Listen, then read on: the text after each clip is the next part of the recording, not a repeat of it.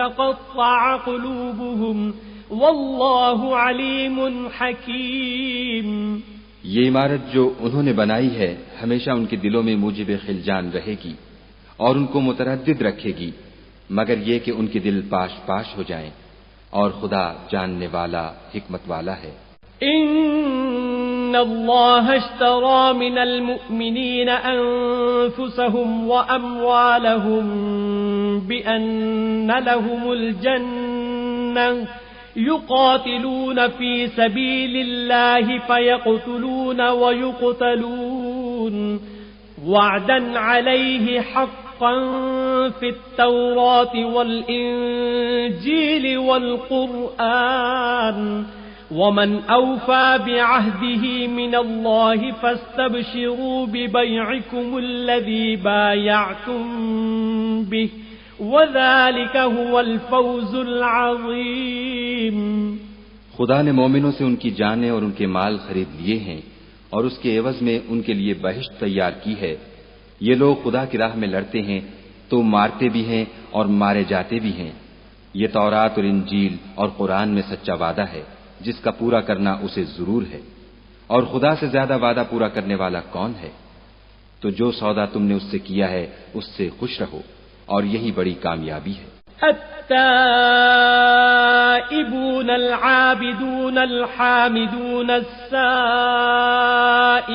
الراكعون الساجدون الآمرون بالمعروف والناهون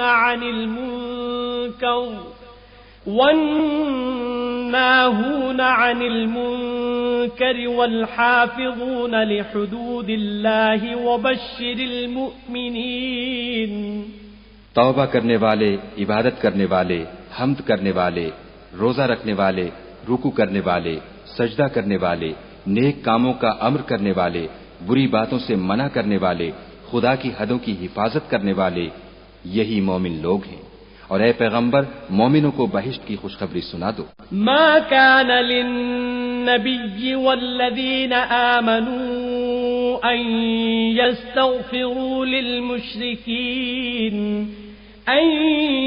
يستغفروا للمشركين ولو كانوا أولي قربى من بعد ما تبين لهم أنهم أصحاب الجحيم۔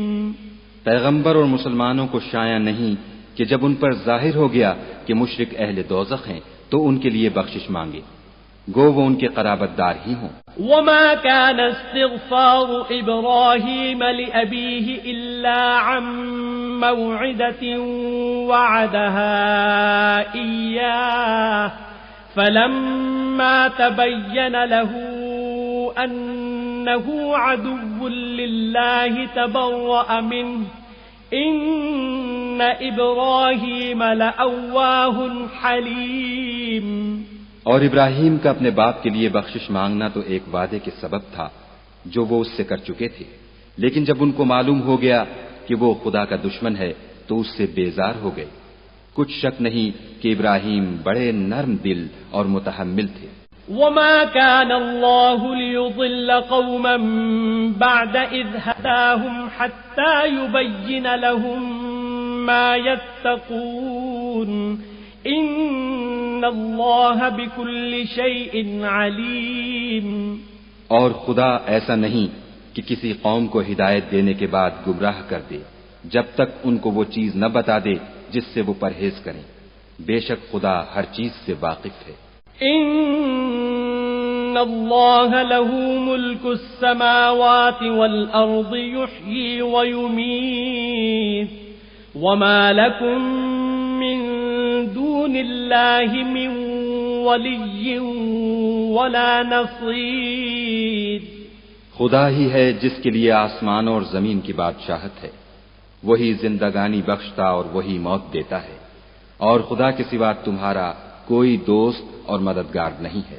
لقد تاب الله على النبي والمهاجرين والأنصار الذين اتبعوه الذين اتبعوه في ساعة العسرة من بعد ما كاد يزيغ قلوب فريق منهم ثم تاب عليهم إنه بهم رؤوف رحيم.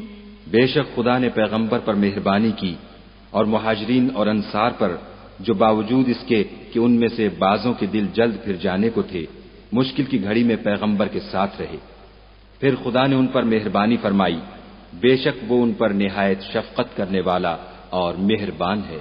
وعلى الثلاثة الذين خلفوا حتى إذا ضاقت عليهم الأرض بما رحبت وضاقت عليهم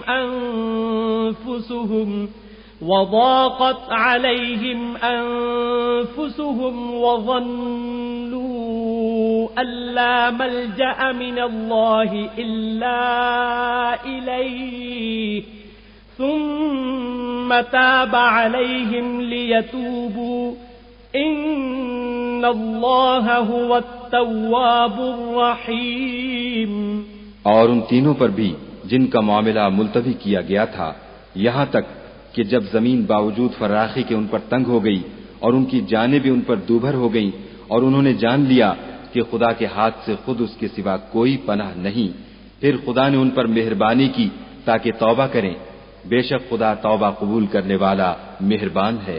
یا ایھا الذین آمنوا اتقوا اللہ وکونوا مع الصادقین. اے اہل ایمان خدا سے ڈرتے رہو اور راست بازوں کے ساتھ رہو. ما كان لأهل المدينة ومن حولهم من الأعراب أن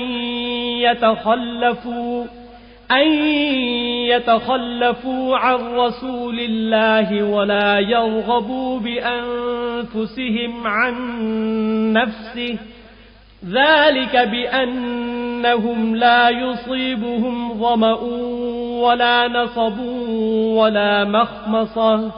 ولا مخمصة في سبيل الله ولا يطؤون موطئا يغيظ الكفار ولا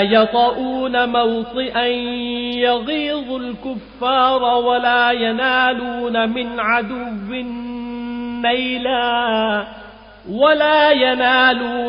عدو نيلا إلا كتب لهم به عمل صالح إن الله لا يضيع أجر المحسنين. اہل مدینہ کو اور جو ان کے آس پاس دیہاتی رہتے ہیں ان کو شایع نہ تھا کہ پیغمبر خدا سے پیچھے رہ جائیں اور نہ یہ کہ اپنی جانوں کو ان کی جان سے زیادہ عزیز رکھیں، یہ اس لیے کہ انہیں خدا کی راہ میں جو تکلیف پہنچتی ہے پیاس کی یا محنت کی یا بھوک کی یا وہ ایسی جگہ چلتے ہیں کہ کافروں کو غصہ آئے یا دشمنوں سے کوئی چیز لیتے ہیں تو ہر بات پر ان کے لیے عمل نیک لکھا جاتا ہے. کچھ شک نہیں کہ خدا نیکوکاروں کا اجر ضائع نہیں کرتا. ولا ينفقون نفقة صغيرة ولا كبيرة ولا يقطعون واديا إلا كتب لهم ليجزيهم الله أحسن ما كانوا يعملون. اور اسی طرح وہ جو خرچ کرتے ہیں تھوڑا یا بہت یا کوئی میدان طے کرتے ہیں تو یہ سب کچھ ان کے لیے اعمال صالح میں لکھ لیا جاتا ہے تاکہ خدا ان کو ان کے اعمال کا بہت اچھا بدلہ دے. وما كان المؤمنون لينفروا كافة فلولا نفر من كل فرقة منهم طائفة ليتفقهوا في الدين ولينذروا قومهم إذا رجعوا إليهم لعلهم يحذرون. اور یہ تو ہو نہیں سکتا کہ مومن سب کے سب نکل آئیں تو یوں کیوں نہ کیا کہ ہر ایک جماعت میں سے چند اشخاص نکل جاتے تاکہ دین کا علم سیکھتے اور اس میں سمجھ پیدا کرتے، اور جب اپنی قوم کی طرف واپس آتے تو ان کو ڈر سناتے تاکہ وہ حذر کرتے۔ يا أيها الذين آمنوا قاتلوا الذين يلونكم من الكفار وليجدوا فيكم غلظة واعلموا أن الله مع المتقين۔ اے اہل ایمان، اپنے نزدیک کے رہنے والے کافروں سے جنگ کرو، اور چاہیے کہ وہ تم میں سختی یعنی محنت و قوت جنگ معلومات کریں، اور جان رکھو کہ خدا پرہیزگاروں کے ساتھ ہے۔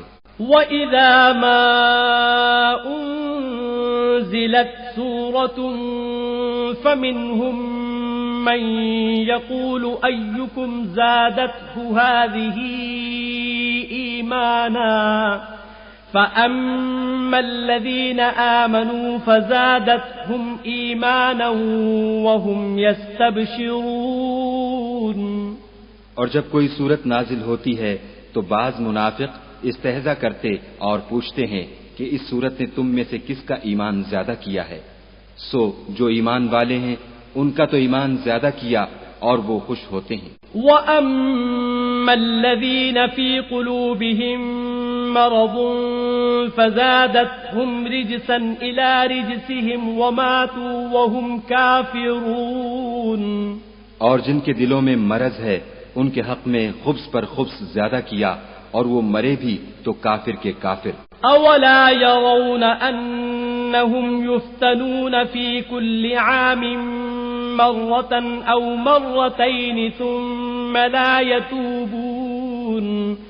ثُمَّ لَا يَتُوبُونَ وَلَا هُمْ يَذَّكَّرُونَ۔